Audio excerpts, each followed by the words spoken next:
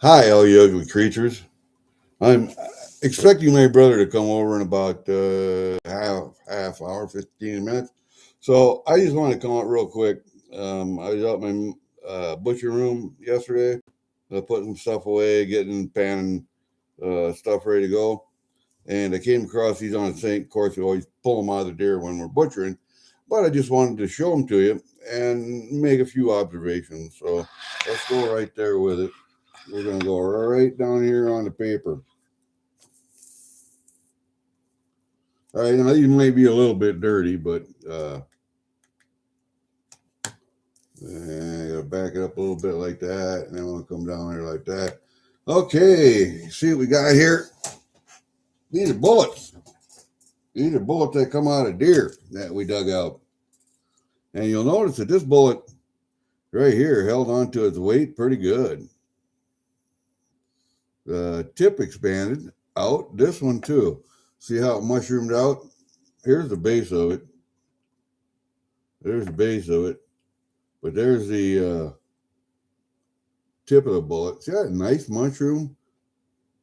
And it looks like it lost some petals along the way too. This one doesn't show the mushrooming. I gotta pull it back down here like this. This one doesn't show any mushrooming, and you'll have to be you'll have to excuse me. There's a little tissue and hair and blood and whatever because I don't wash them. I just pull them out and put them aside. But you'll notice that this bullet looks like it tore apart and didn't mushroom out much at all. So that's those two. Now, when they do mushroom and they do tear, especially on a tipped bullet or a hollow point, those petals will come off, and they come off just to cause more wound damage. That's all. And there's some lead and there's some copper, just like that. But if somebody's shooting a shotgun, if they're not shooting like a 45-70, a 44 mag, or a 350 Legend, 400 Legend, a 450 Bushmaster, or a 45-70, any straight wall cartridge. They probably using a shotgun with old pumpkin slugs in, or at the very least rifle slugs. And this is what happens to that lead in those rifle slugs. How that comes apart: big petals of lead. Big petals of lead. And they do some damage, boy. They really do some damage. Those it's like a round ball out of a muzzle loader. It does more damage than these do, than these bullets right here. Because they retain a lot more weight. They don't flower off like that. And those are harder to find in the meat.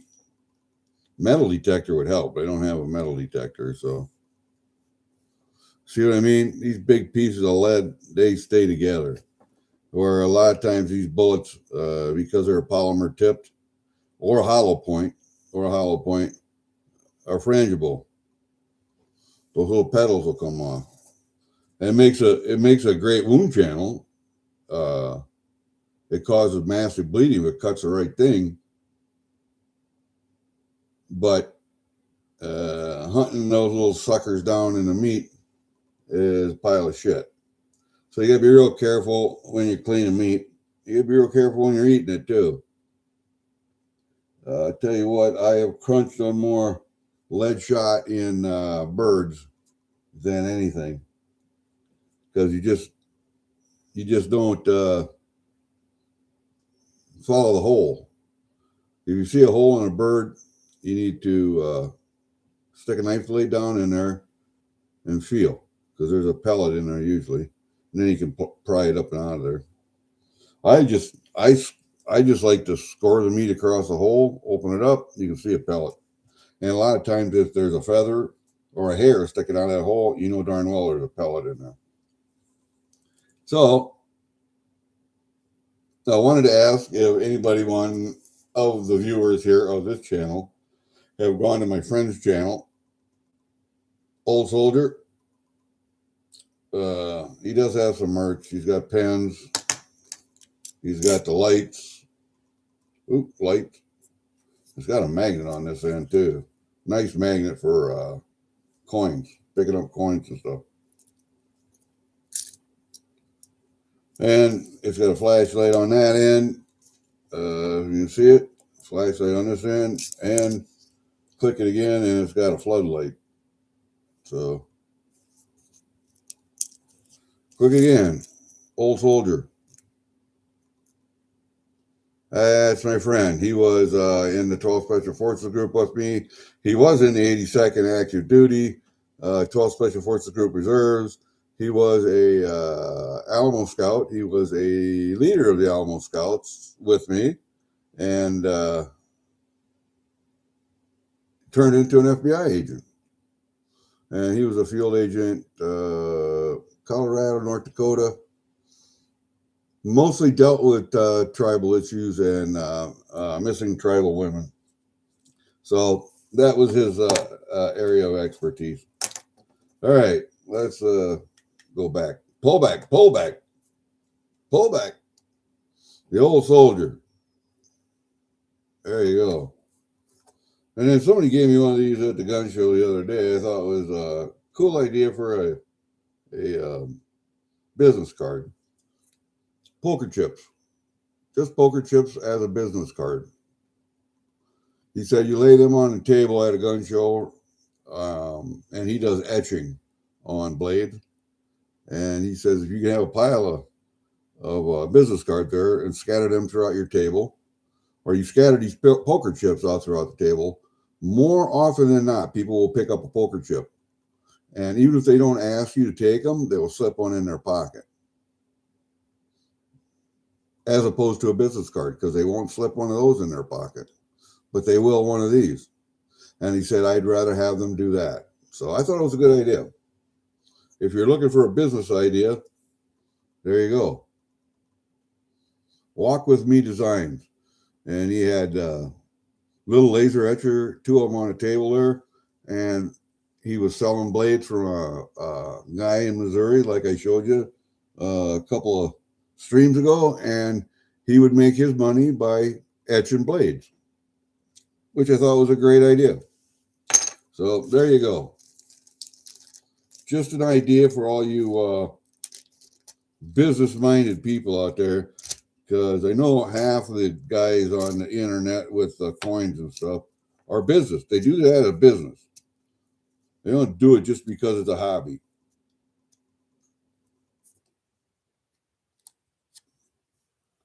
So might be a good idea. You do business, a business expense. You make poker chips for your channel round.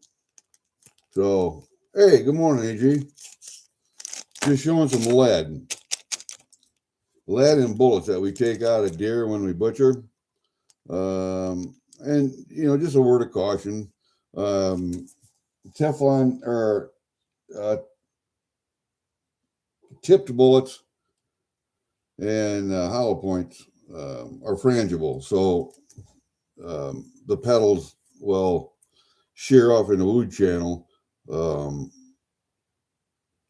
They're not supposed to, but they do. They're supposed to just petal out and cause more cutting, more tissue damage. But more often than not, those petals will break off in the meat. So you have to be very careful about when you're butchering. Follow all those little holes. And like I said before, I have bit down and chewed on more lead from birdshot in birds than anything, because you forget to follow the hole. Follow the hole. If you see a hole in a piece of breast meat or something, make a slit on it, open it up, put a blade in there, because just damn sure there's a BB in there. And I know a lot of you guys that hunt, you already know that, but when it comes to bullet selection, if you reload, if you don't, well, you're just stuck with factory loads. But if you reload, bullet selection for whatever you're hunting makes a difference. And if you get enough of this out of your deer, melt it down, because the soft lead will melt out first, and then you can melt the copper after that. There you go. Hey, Walter. You guys got a shovel this morning, huh? We were on the edge of the storm. We here in north central Iowa were on the edge of the storm. We got the bitter cold. It's 14 degrees last night below zero, and it's not going to get above maybe 1 or 2 above today. And that's it. We still have a bitter cold weather warning for all of today and tonight. And then tomorrow she's supposed to start warming up a little bit. It'll actually get balmy up in like 6-7 degrees. So you got 2 feet. Where are you at? Because my daughter lives in Philadelphia, and she said, yeah, they got snow. Hey, good morning, Tarragonsu. Oh, what else I got written down here? I got my notes. Furvid, I talk to you when he comes in. He mentioned something about jerky. So I'm going to send him a little batch of jerky. I have 3 flavors. And then each one of those flavors is either plain, or I will crust it with coarse black pepper. And a lot of people don't like coarse black pepper. I love it myself. It's got a little heat to it, but it doesn't last long. And black pepper is good for your body, good for the blood, but a lot of people don't like it. So I left half of each variety plain. I got a sweet, I got a barbecue, and then I added the sweet and the barbecue together, those 2 marinades together, added another 32 fluid ounces of liquid smoke, and soaked my last 10 or 11 pounds of meat in that. And I think that turned out absolutely wonderful. But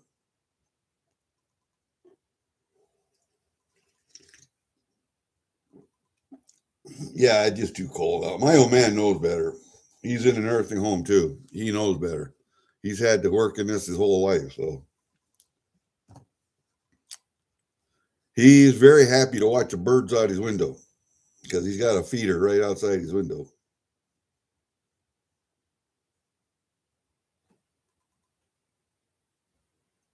Yeah, I saw Block's live stream last night. Him outside walking the streets and stuff. But that was before his battery died. And then I don't know if he ever came back up, because I don't think so. Anyway, I had the stream on for a while. Because I was, I got to put my foot up, because I was inventorying Canadian last night, and I think I got most of it done. I can't find one series of coins. I don't know where it's at. You know the series Canoes Across Canada? I think there were 4 or 5 in that series. That sucks. Why'd they put that bird feeder back up? Those old people like to look at birds.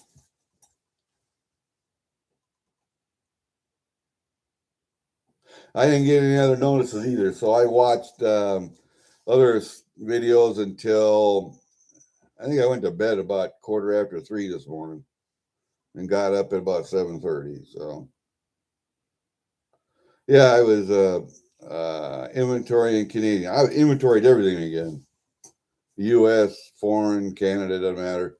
But I finally got the Canadian done again. I couldn't find, and it just escapes me where that one series is.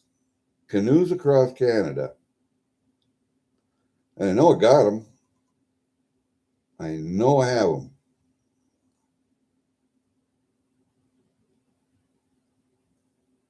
Let me look. Maybe I saw them last night and I didn't. Oh, you know what? What I couldn't find the other day, those 3 little Grammys of silver, I found them. in a place where I put them, of course. I just forgot I took them out there. I took them out in my mudroom because my brother had that one little Grammy Trump. Had that I was giving him, and it was in that bag. And I took the bag out there and I left it. Let's see. That would be in this paperwork down here. Canadian sets, multiple coins, I believe. And it would have been on the back if I did it again. I got 3 of the Transportation series. The Blue Nose, the FHE 400, the HMS Brasdur, and the Marco Polo. I gotta look up that set, see how many's in there.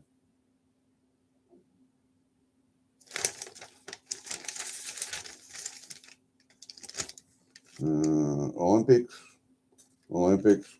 You'd be goddamn surprised how many Olympic coin sets I have.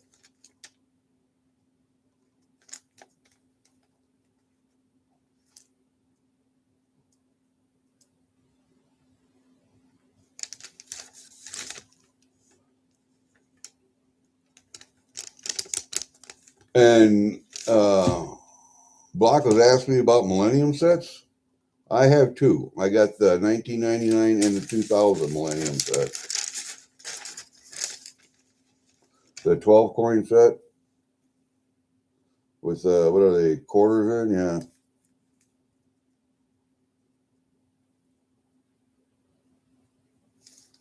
Special edition coronation set.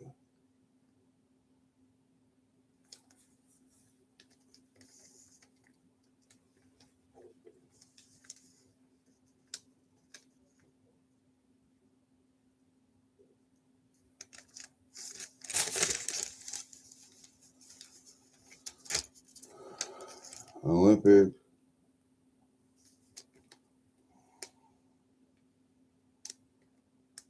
There it is, 2015. It's a 6 coin set. Canoe across Canada. All proof coins, all $10 denominations, all 4/9 fine silver, and all are 15.87 grams. It's in an old Canada box. That's why. I took them out of the individual boxes and put them in the display box. I see. 1912. Where do they say 1912 at?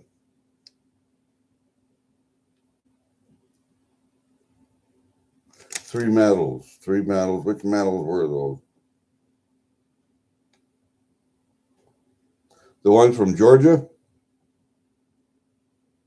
It was a signer of the Declaration that nobody ever heard of. That guy? I got them figured out. Those are pewter.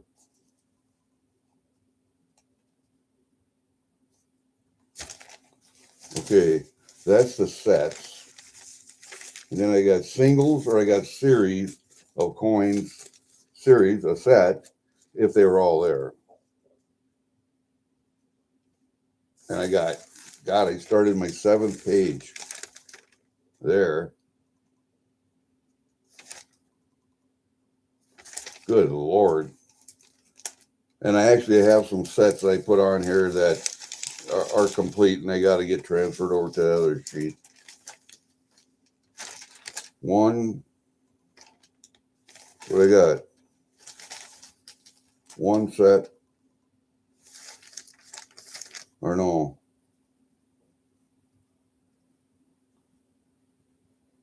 The old Canada sets.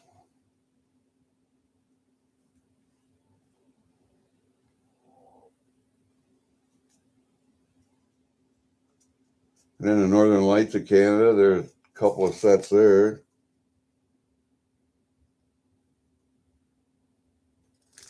All right.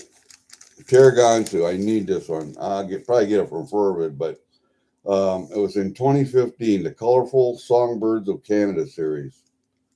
There were 15.87 gram proof coin. I think there was 1, 2, 3, 1, 2, 5. 5 birds. There was the Baltimore Oriole, the Cardinal, the Violet Green Swallow, the Magnolia Warbler, and the Blue Jay. And I'm missing a Blue Jay, god damn it. And the Warbler doesn't have a COA with it.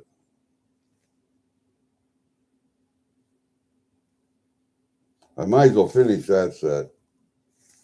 And I guess I got one set here. It is the 2011-2012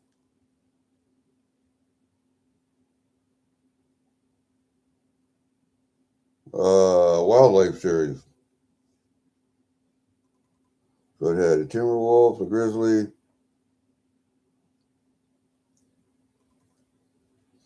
Cougar, Moose, Pronghorn, Bison. There were 6 coins there, I think. Oh, 13, 11, 12, and 13. So there were 2 in 11, 2 in 12, and 2 in 13. That's the way that went. All right. And then the Bullion Predator series. I only have 2 of those. No, I got the Grizzly Bear, the Wolf, the Lynx, and the Cougar. So I got all them. And then what is this series? There's 8 in it, but I didn't write it down what it is. I think it's, there's a Polar Bear, there's an Arctic Fox, Polar Bear and Cub, Snow Falcon, Bald Eagle. Okay, so ran from 2013 to 2020. 1 a year. 1, 2.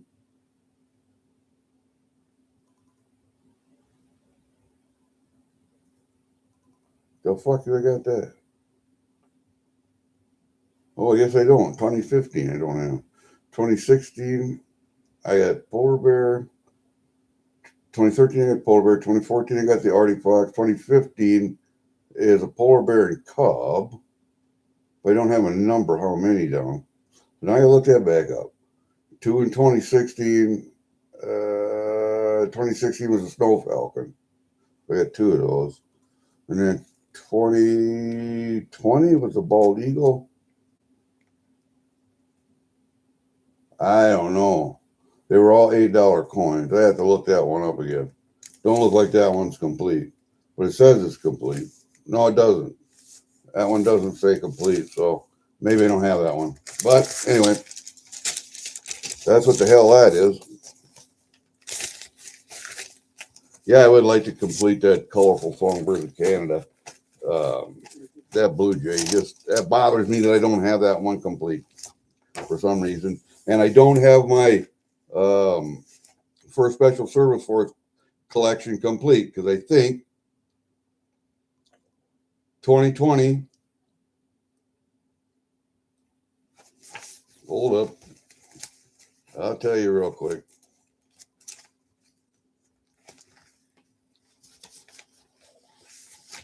$2020, I believe.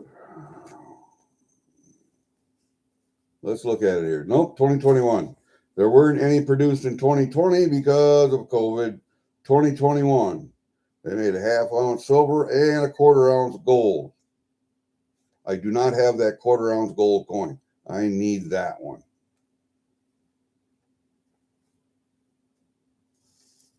There were no half-ounce silvers in 13.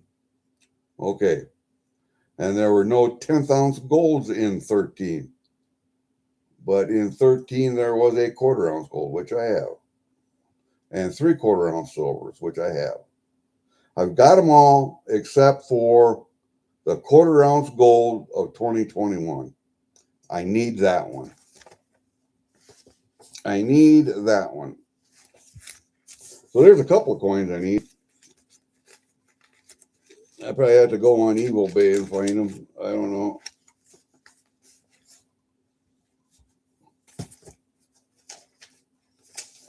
I don't know. I thought I got everything inventoried. I thought I got everything inventoried. I mean, The last of it was in that one drawer in my safe. It was about a 45-pound box, but it's the one that had all the packaging in, like the Millennium sets and all the big clamshells and shit. Yeah, I dreaded doing that one, but I had to do it. I took pictures of it when most of it was, I had it laid out on the floor here because I had to put like stuff with like stuff. But that was terrible. That was terrible. Picking that up and carrying it out. It's sitting out in the mudroom.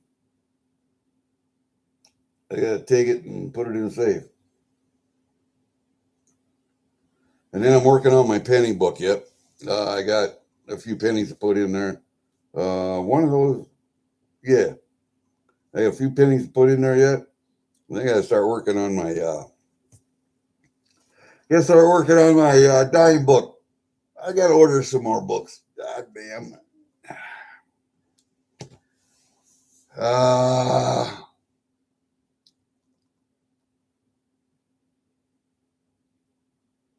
uh,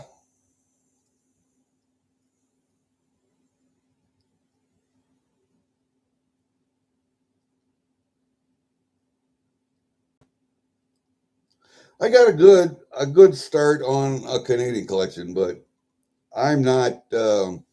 Oh, you're talking about the colorful songbirds? No, those are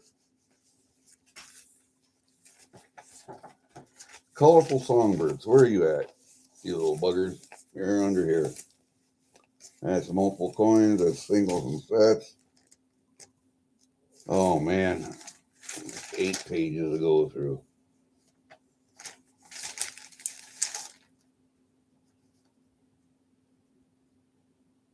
The Landscape Illusion series is kind of a neat series too.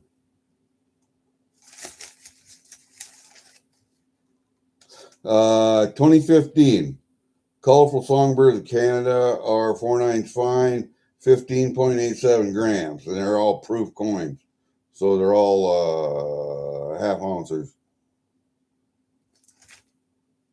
Is that the one you were talking about, Turgonsu?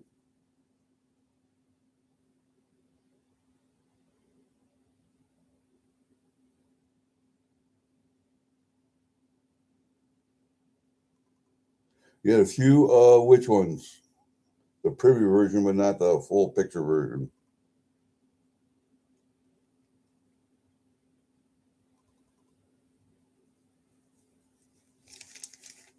Oh, the Predator ones, yeah. Let's see, where is that one down here? We're up there.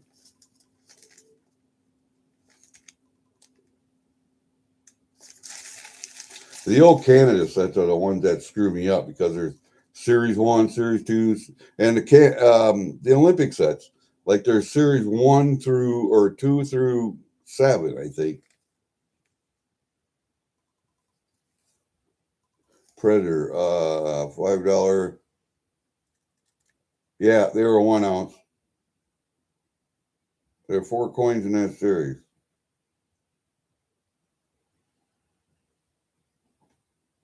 The Leaping Cougar, the Lynx, the Wolf, and the Grizzly Bear. And I got those. It's this other one I don't have. I think Predator series? No. It's another series. But it's got birds and animals, and I can't remember which one series that is. I have to look it up again. And then multiple coins of series, but that is the Old Canada Set 1 series. And then there's the Old Canada Series 2 set, which is the Northern Lights of Canada. Or I have the Northern Lights of Canada. I'm not sure what that series is either, but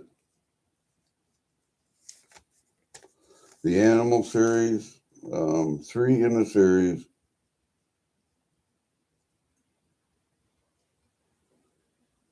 And I got the Bald Eagle. I don't know. And some of them have date series. every year, same animal, or a different year, same animal. See, like Gray Wolf or Howling Wolves, 2015, 2016, both $2 coins, 23.33 grams, 3/4 ounce, 4.9 fine.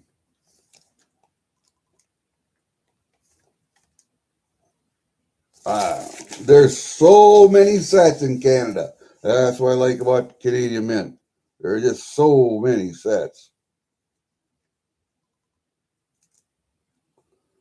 And they are very proud of their frickin' Olympics. What they had up there now? They've had Montreal and what was the other one? Calgary.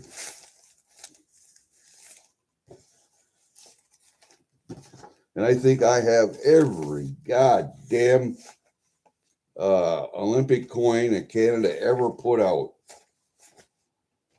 And then some.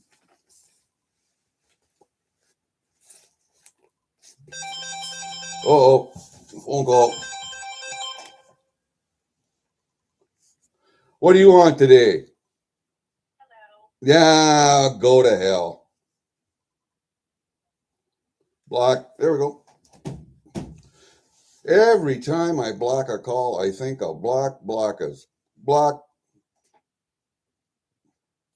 So the same people, the scammers that call about, oh, you got new Medicare updates and you can get a prescription card and you get a food card and you can get this and that and the other thing. And if you let it play through and do you have Medicare A and B? If you say yes, we'll connect you to a representative. You get a representative and you know what he sounds like? Well, I can tell you he be from India. He's not talking English very well and I can't understand him. Yeah, exactly. And I've asked politely to please have me taken off your calling list, put me on your do not call registry or whatever. And 4, 5, 6 times a day, same thing. And initially, it's a computer. Hi, my name is Alyssa. Hi, my name is Amanda. It's always a woman, never a man. And if you try to interrupt, they won't. You can't because it's a computer and it just keeps on going. But somebody listens to those calls because I think they're very vindictive. If I call them a dickhead or an asshole or suck my bag or whatever, I get more calls. So just vindictive fucks. And I like doing it anyway.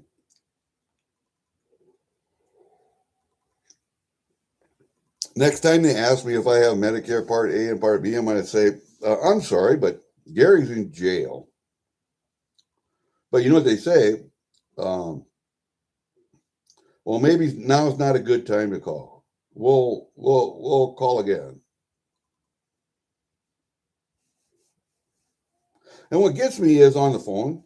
The phone numbers just shows a phone number. It doesn't. Nobody in my call list. So, and it's always a town in Iowa. It's always a certain town in Iowa, not the same one. I mean, they're going through a list, but it's always in Iowa. So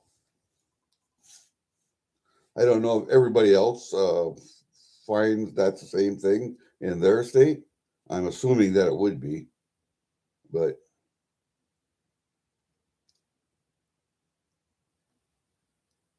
I wonder if which agency of the federal government handled it?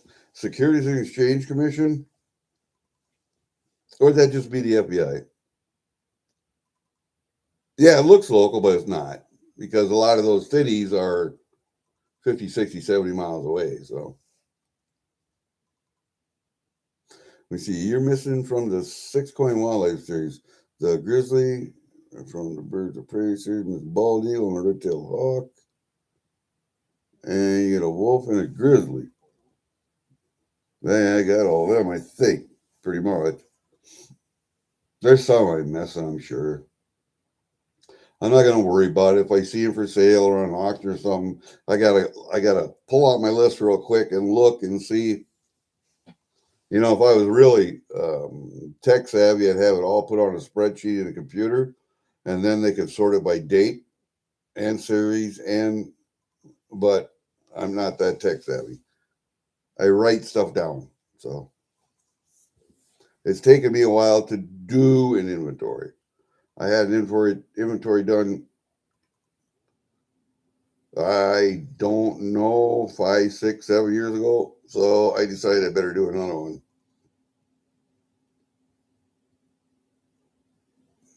Yeah, I know there's a do not call number, but do you think it really works? I'm not sure. Probably. Hold up. Where's my pen? There's my pen. A do not call registry. 888 382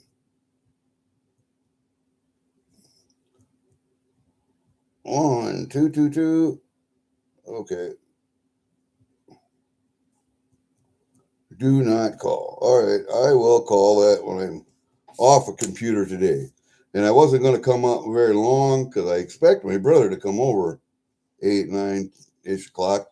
I told him, I messaged him last night, said, I got a vet appointment. I got to take the cat to the vet at 12 o'clock. Got to be there at noon. So I got to leave here half hour anyway. 11:30, quarter to 12. Because my vet is just north of me, 1 mile, 2 miles, 3 miles, and a quarter mile over. So 3.25 miles away. I went to school with her. She's younger than me. I went to school with her husband. I graduated with him. And they also raise elk. And primarily, that's why she became a vet. And he can't make money or didn't want to work that hard doing large herd animals. So she has a vet clinic, trailer pulled out the farm, and then you go in there and take your pets and whatever. And they have boarding facilities if they got to keep them. Nice heated building and stuff, but because animals will, when they get in a new environment, will pee and poop all over the place or whatever. And because they want to contain them in a small area as possible, should they get away and start running around, she has the office in a little trailer. So, and when she's looking at dogs and cats and that kind of stuff, birds, whatever, always in the trailer. It can always be caught real easy. Anyway, yeah, I got to go see her. And she actually has a vet tech that works with her. I see the vet tech more than I see Mary. So, and if I ever run out of elk meat, I can go call Randy and say, hey, Randy, you got any extra elk meat in the freezer? Because every once in a while he has an elk that goes down. A bull is too heavy during breeding and breaks her back or whatever, breaks a leg, so he has to put them down. And then he butchers them and he sells the meat. So I go up and get meat. I don't have to elk hunt. I can go up there. He says, as a matter of fact, if you give me the money that you spend on an elk hunt out in Colorado, said, I'll let you shoot one in the pen. Hell, he said, I'll even turn it loose and let you shoot it. Well, it's not quite as much fun, but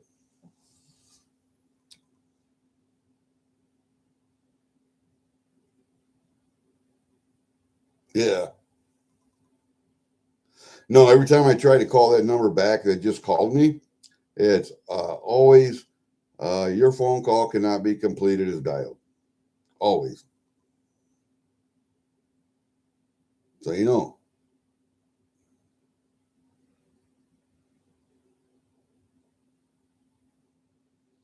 Oh yeah. I can go up and get penicillin.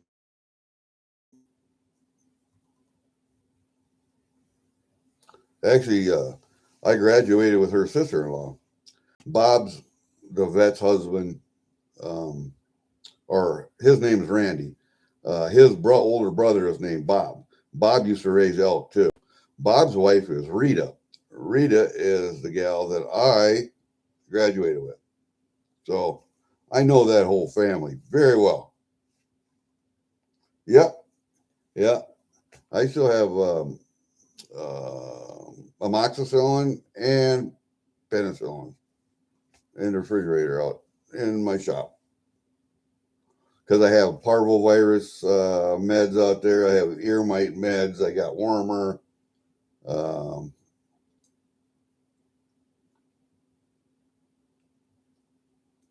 And the wormer, a lot of times, they'll give you a pyrantel, or sometimes they'll give you a Ivermectin. So you might want to hang on to that stuff. Hang on to it. Oh, I got eye drops too. And if an eye drop works on a cat, it'll work on a human. So,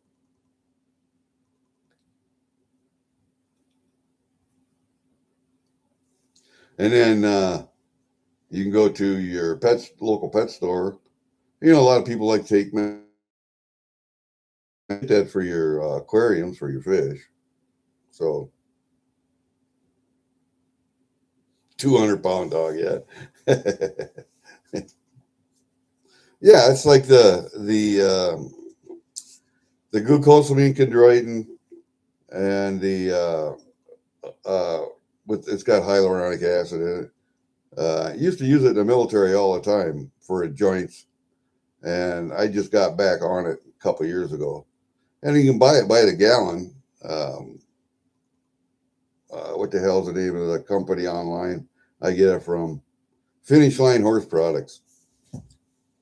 And they have a muscle builder too I use. So that's what's in the coffee this morning.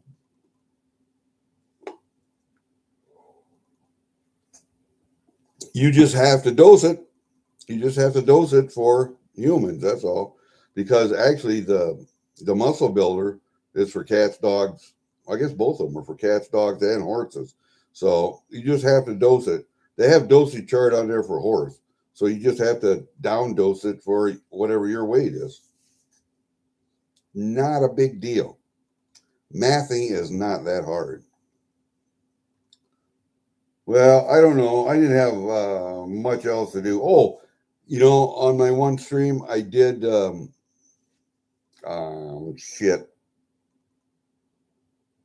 ask you if you get a hold of the Glacial Gold Hunter, if you guys watch him or his channel or whatever.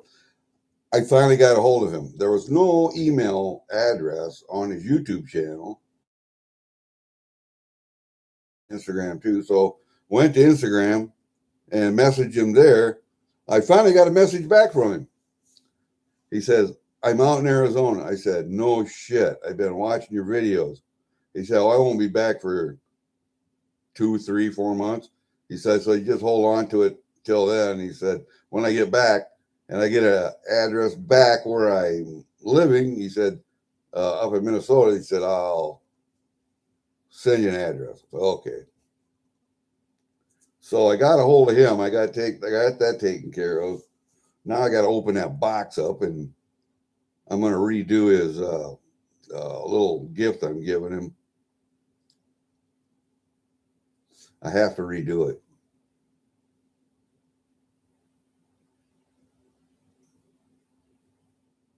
Yes, I have to redo it. So anyway,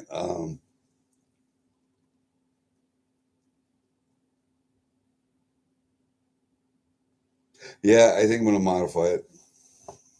So that's that. I think that's all I'm going to do for today, guys. There's no mail yet. I have to walk out to the mailbox and put a letter in there for Nick Allman. Nick, your Gram's coming. Oh, yesterday, my thumbnail was I was out in the shop and I took a picture of me pouring honey. That was my last 5-gallon container of honey. 5 gallons is like 62 pounds. 62 pounds. And so I pour about 2 gallons into gallon jars. and then pour it into quarts from there, because most people buy quarts. Nobody buys a gallon. Well, a gallon's 4 quarts. How much is that? 15 a quart, $60. Nobody, but well, we're never going to use that. Well, yes, you will, but you'll have 4 quart jars instead of 1 gallon jar. Whatever. Anyway, it's just easier for me to pour it into quarts from a gallon jar than it is from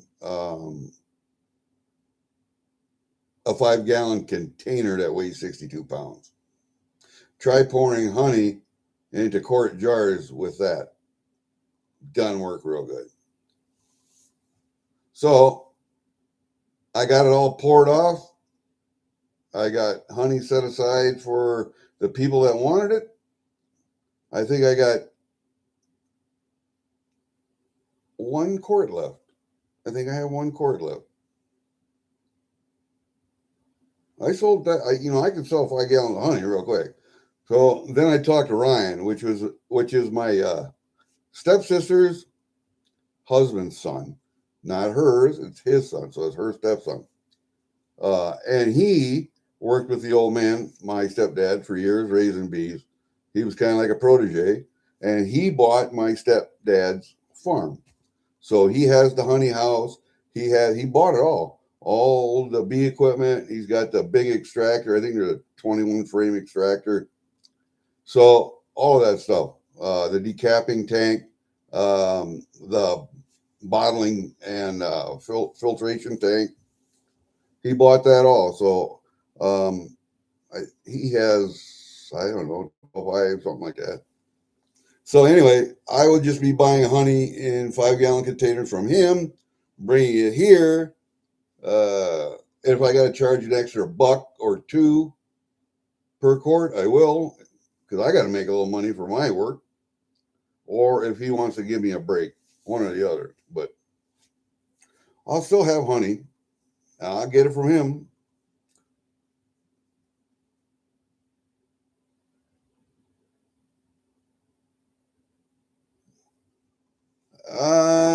The Des Moines lobe, I don't know. Yeah, it came down to southern Minnesota and maybe got into northern Iowa a little bit.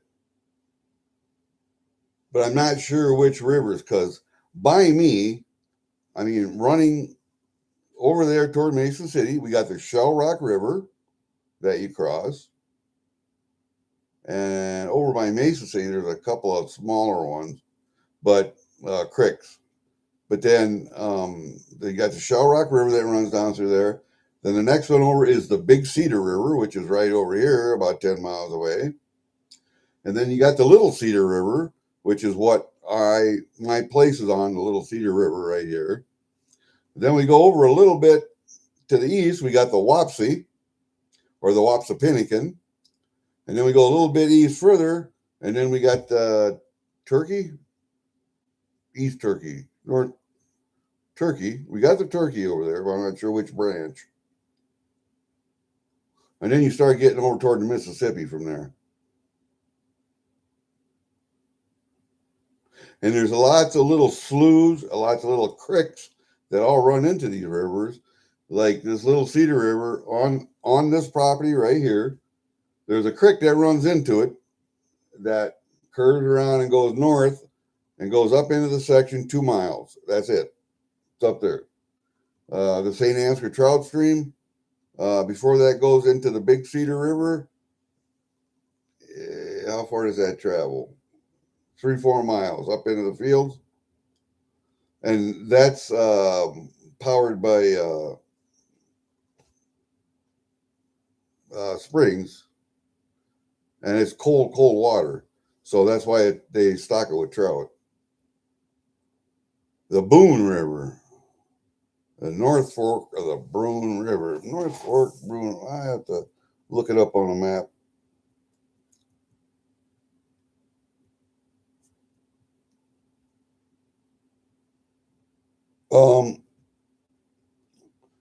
The Little Cedar River only starts up by Austin, Minnesota, just east of Austin, Minnesota.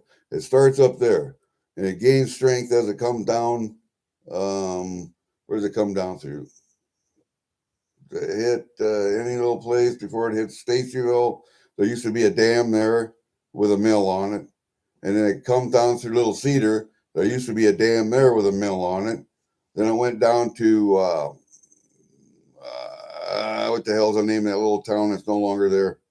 My nephew owns it now. Brownsville. There was a dam and a mill there. And from Stacyville to Little Cedar is only 3 miles. And then from Little Cedar down to Brownville, there's only like 2 or 3 miles of river. And then from Brownville down, I don't know if it went through a little town before it went into the Big Cedar River down in Nashua or not.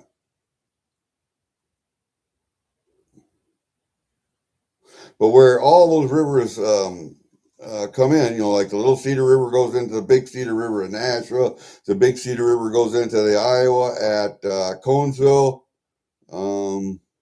Those are the places where I would like to pan, right where those rivers come in. Boone Valley Wildlife Refuge, okay.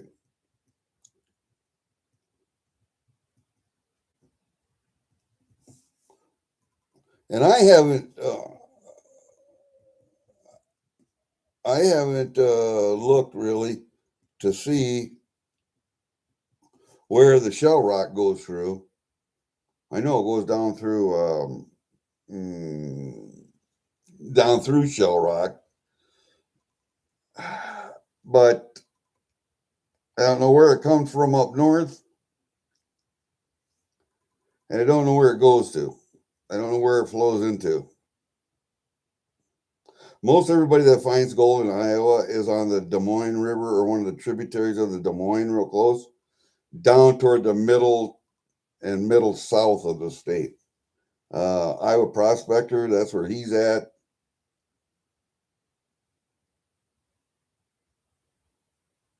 I don't know of anybody up here in my area at all that prospects or pans at all.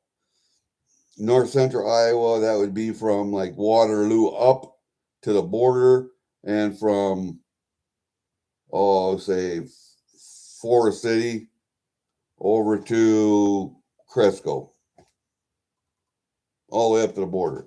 I don't think there's anybody in here. Yeah, I know, a little cold right now. You'd have to chop through 6 inches of ice.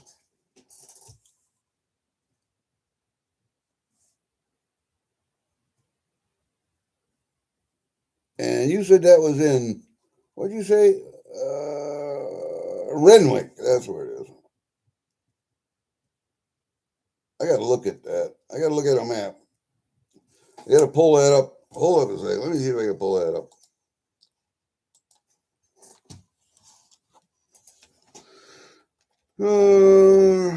Renwick, Iowa map. Apartments for rent in Renwick.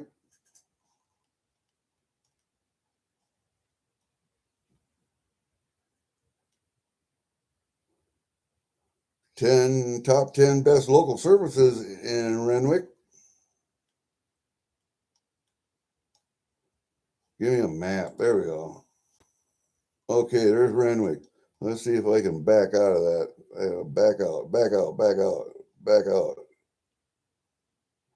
Back out. Okay, there's the Boone River. I see where it forks up there. And I do see the Boone Valley Wildlife Area. Oh, hell. That fork actually forks up there again. And then that western fork goes over to like 130th, north of 130th, up by 120th, and I don't know what that north-south road is up there. It's just 2 miles up from the Swiss Cemetery.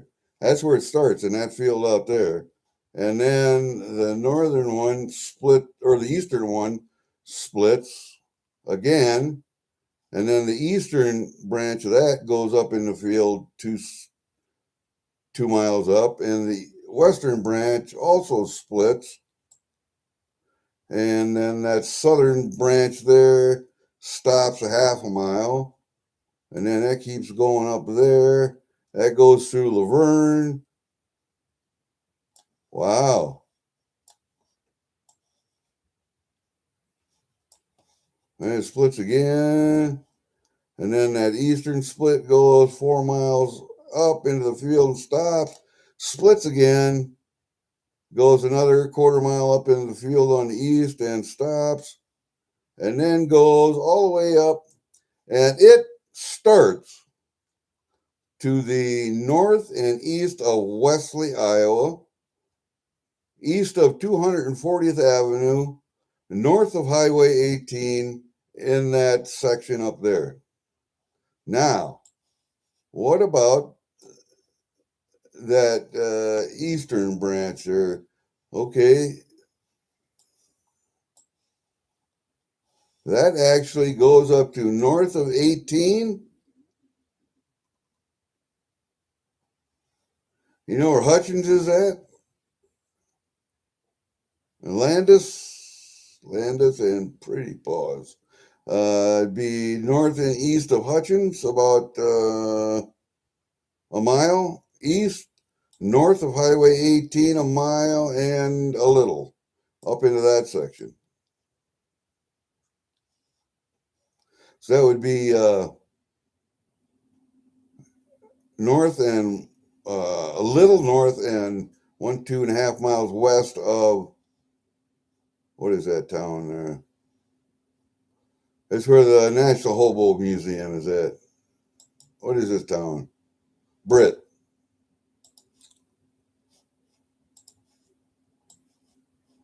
Yeah. So that the Boone River actually starts in Iowa, north of Highway 18, both of the branches, and then comes down. I got to get back over to where I was. There's Laverne.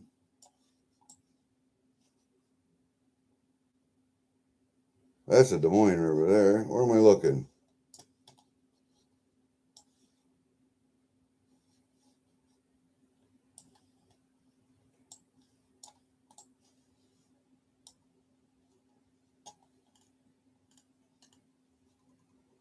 Renwick, come on, where you at?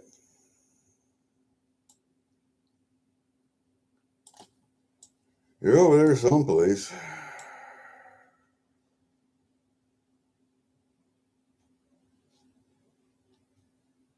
Oh, there you are. Okay. And you're about in the right spot as far as the Iowa prospector is looking. He might be, I think he's over on the Des Moines River though. But you might be right. You're about Fort Dodge. You're about the middle of the state. So, and when I see him, he's always just north of Des Moines and maybe a little east up in there. I don't really know what river is over there. It's just the Des Moines River, I think. So yeah, I see where you're at now. I see where you're at. Oh yeah, same thing in Shell Rock. Same thing in Little Cedar down here. Um, we actually have a driveway across the Little Cedar River. You don't want to take a small four-wheeler when the water is low. You can drive across with a pickup or tractor. My little four-wheeler floats. Take a big four-wheeler to go across there when the water is low. But if the water's high, you ain't getting across with nothing. So, but you can see how the river changed here in the last decades, and it's changed course. And I could tell where the river was, and I would like to go over to the bottom of those bluffs because that's an inside curve, and pan over there. But then I have to haul all that dirt over to the river to pan it. So, that'd be a chore, but that would be the place to look, I think, because you could tell where the river was at one time way back when. where the river is right now has only been like that for a few centuries, not for to the end of the Ice Age, 12,500 years ago. So, dig over where the river was instead of where it is now. But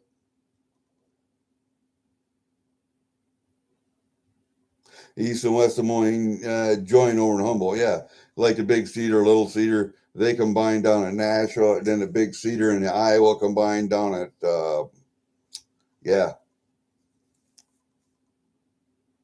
Conesville. And then the Iowa and the Mississippi join down at Quad Cities? No. Yeah, Quad Cities, I think. And see, all those rivers to the east or to the west, like your river flows into the Des Moines flows into the Missouri, if I'm not mistaken.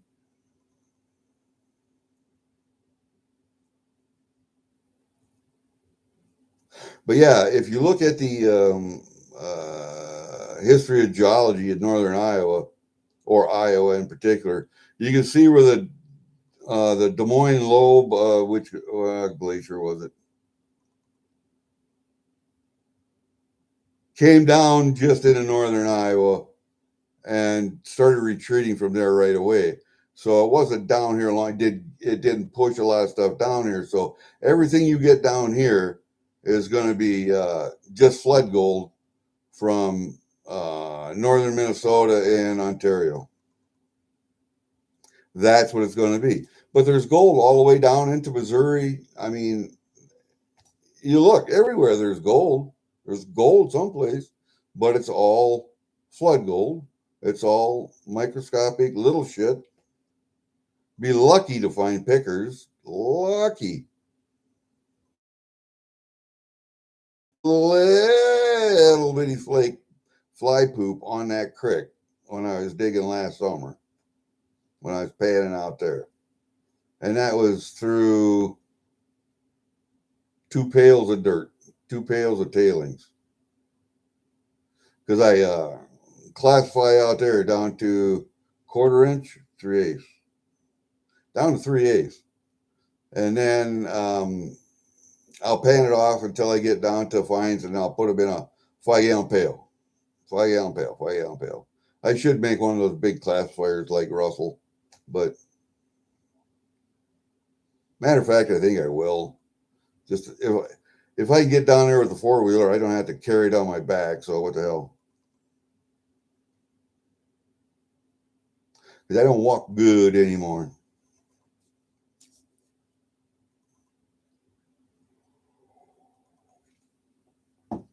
So I drive the 4-wheeler as far as I can, unload my shit, put my backpack on, and head to the river. So I go down the creek a little ways, then I'm at the river, or I can go up the creek. And I went up the creek on that occasion. I found one little fly poop of gold in a pailful. So there is gold there.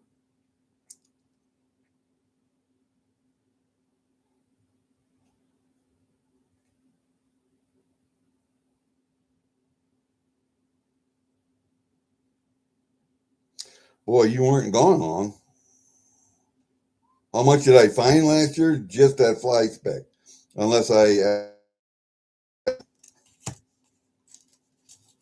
well, most of that pay dirt that you pan, that guy sell, is seeded pay dirt. You know, they dig up dirt, they classify it down, and then they'll seed it with gold that they bought and sell it to you. Which I don't mind, but I would like to get pay dirt that have actual gold in. Not guaranteed, but pay dirts that come from the actual place where gold is found. Alaska, Creed, that's why I like Creed's pay dirt.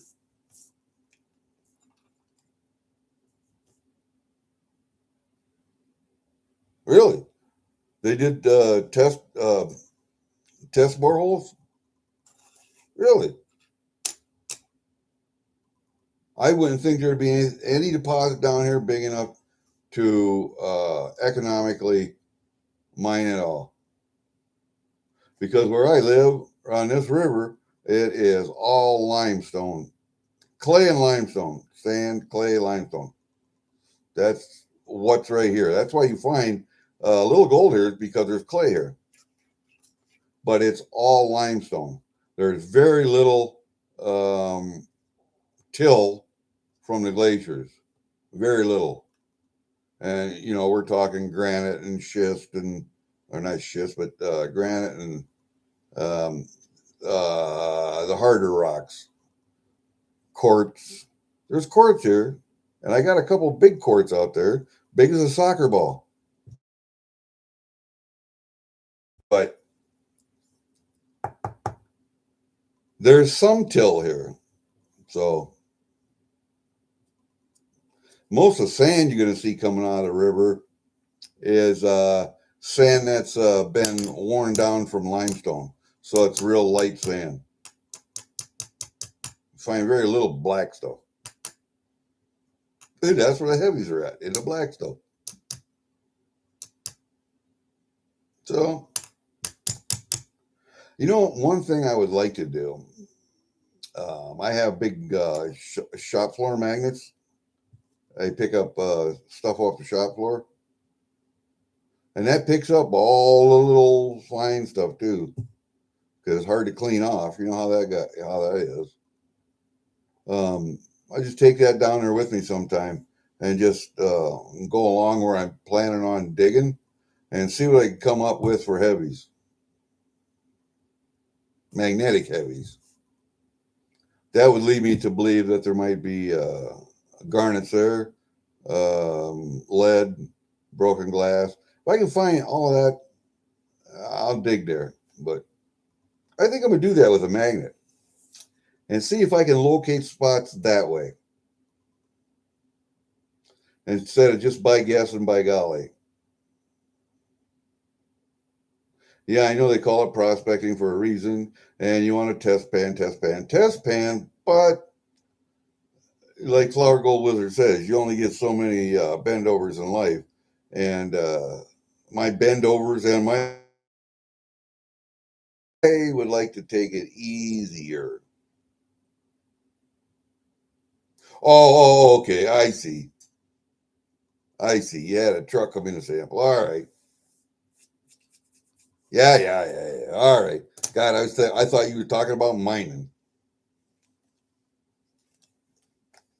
Hey, do you guys at the elevator, do you run LP out of there also?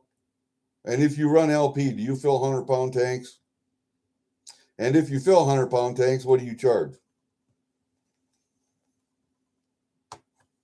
Besides gas price, of course. Because our elevator here in town doesn't really charge me shit to fill them, except gas price.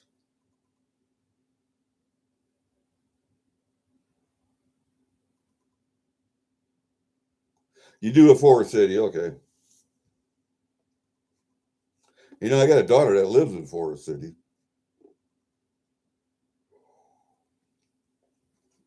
And also one of the guys that works for the county conservation there. His wife is a nurse. Rick and Kelly Lilly? Probably not, but he works for the county. She's a nurse.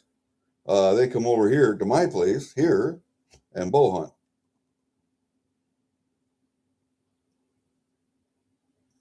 Because I got, there's 160 acres here, of which I bought 2.9 with the farm place. And then my father-in-law still owns the rest of it. And there's 40 acres of farm ground. Some on that side, or 80 acres of farm ground, sorry. 40 on that side, 40 over here, or 37. And then there's 80 acres of river bottom in that little woods that runs through there. So too far north of you, yeah. And county.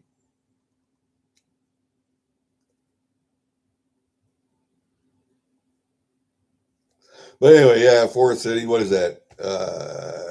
Fuck, not even an hour drive for me to the west, straight west on Highway 9. And I got a daughter that bought a house there. She had a house in Mason City, moved to Minnesota just over the line with a boyfriend, moved back after she left his ass. And I actually liked him. He was an Iraq vet. He was an MP in the Army, knows how to shoot, drives semi, rides motorcycle, president of the Minnesota chapter of the Combat Veterans Motorcycle Association. And I liked him. My daughter just doesn't want to meet him halfway on shit. I was hoping those two were going to get married, but didn't work. So she moved back down here because she hated renting, and they were renting a farm place up there, and he drove for that farmer. And so one of the properties that he farms had a farm place on, and so they rented that.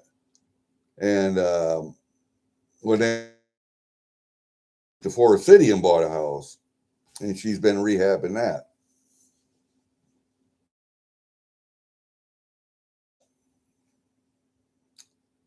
Just gas prices, and all they got a sprayer of water, soapy water out there, and so they put some gas in, a little pressure, and then they check the valve for leaks. Then you're good to go. Load them up, you're out. And see, I put my wood stove outside is a dual fuel, so you can hook it up to your LP. And if you go someplace and you're away for a day or two and you don't put any wood in there, it will maintain by heating with gas. It will maintain the water heat. Okay, so it won't freeze up. So instead of digging a trench over there from my LP tank, which would have been another something in my lawn that I couldn't dig, I just decided I have like 500 or 600 pound tanks. I put 200 pound tanks over there and hooked it up to that.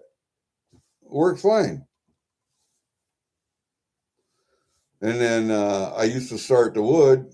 If I let my fire go out, I would start the wood right away, easy start. Just soup can of elk or a soup can of kerosene, dump it on the wood, throw a match in there, and good to go.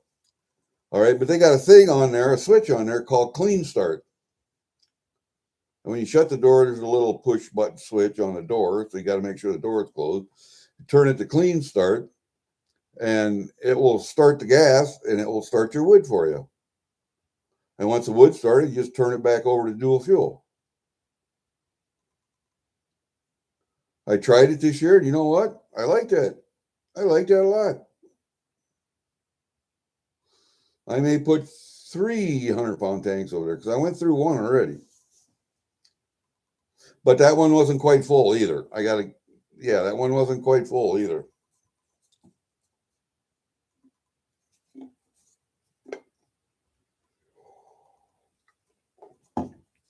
So yeah, I can fill them partially full from my 500 pound tank. All I got to do is just roll them over there, stand them up, and put my adapter on there.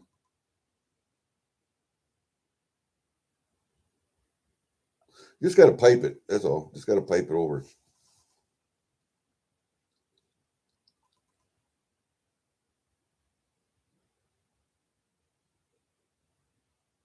I mean, it seems like a lot more work and it's a lot more expense than just digging a trench over, it'd be 30, 35 feet. Digging a trench, I could go rent a trencher, and the biggest expense would be putting a copper line in. And now they put it with PEX, a certain kind of PEX, because we had to have one from the tank to the house, a new one put in, because the copper one sprung a leak. But